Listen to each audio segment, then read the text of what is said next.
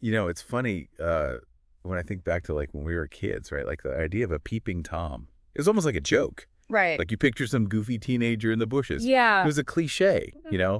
But now, Mm-hmm.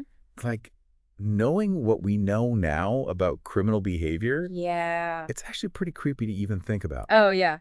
It's definitely a different perspective now, right? Like what was once kind of laughed off as harmless or just, a little bit weird Right. is now rightfully recognized as a potential red flag. Absolutely. And that shift in understanding is something that today's deep dive really brings to light. Okay. We're delving into two cases today that expose the dark underbelly of seemingly ordinary lives, Yeah. the double lives of Colonel Russell Williams and Frederick Bourdin.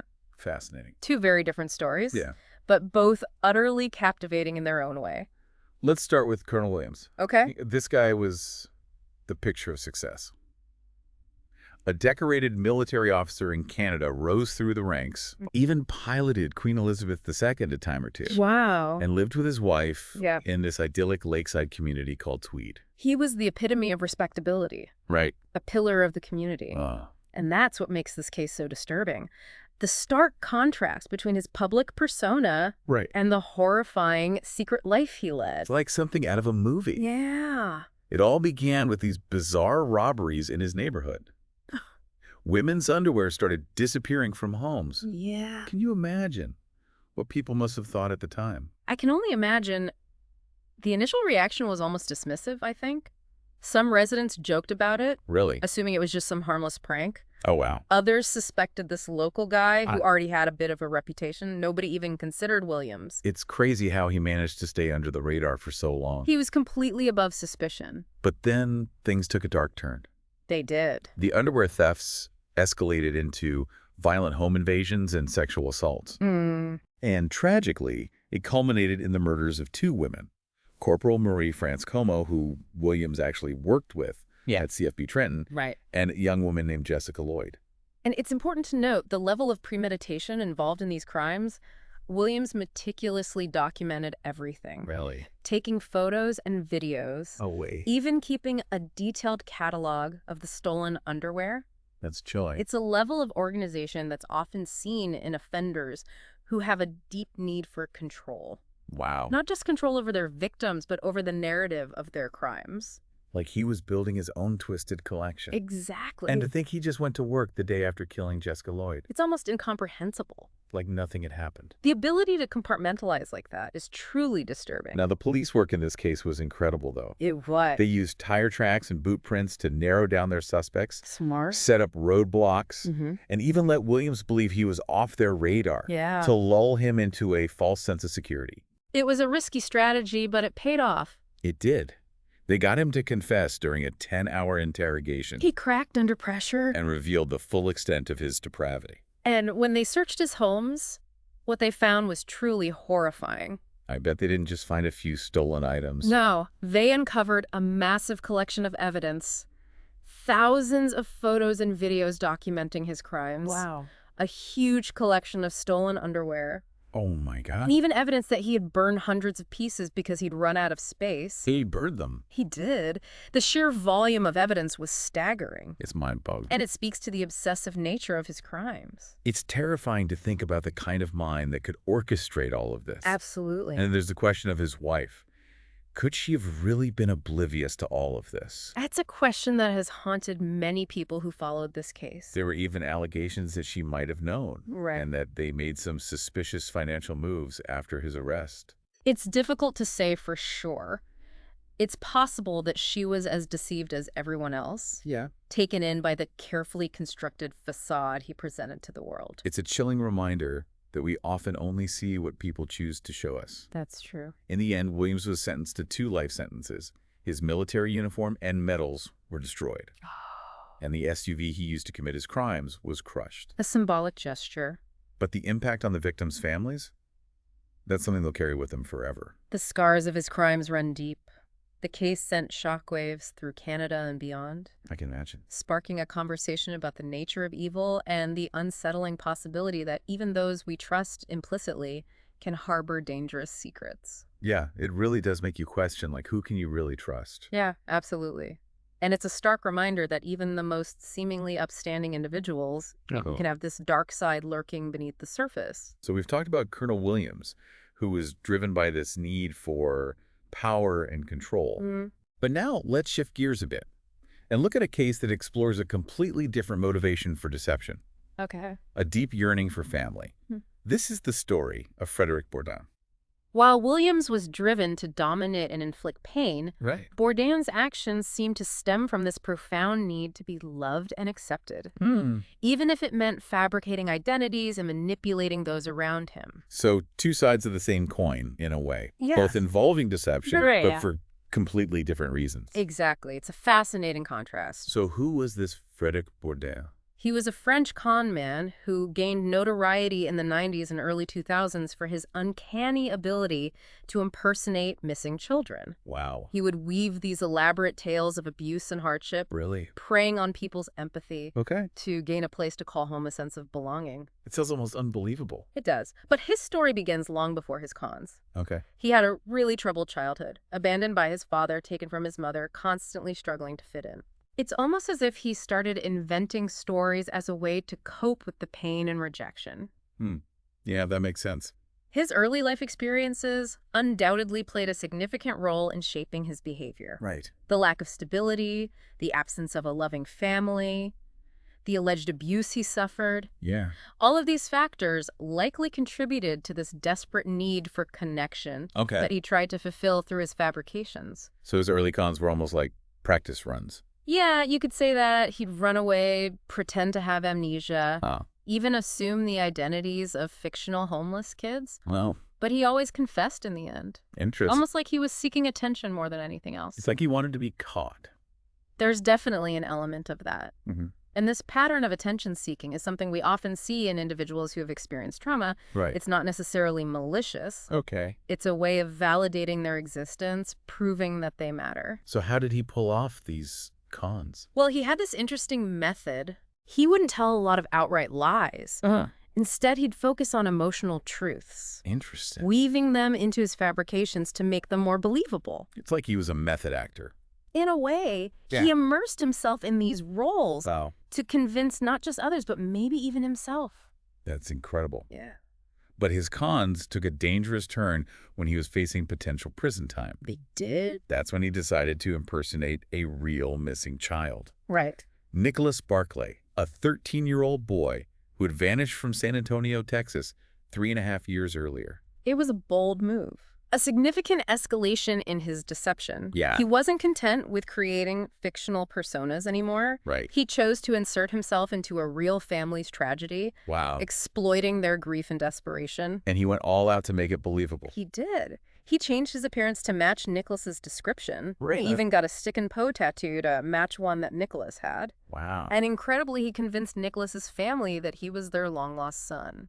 How is that even possible? I think it speaks to the power of wishful thinking and the human need for closure. Yeah.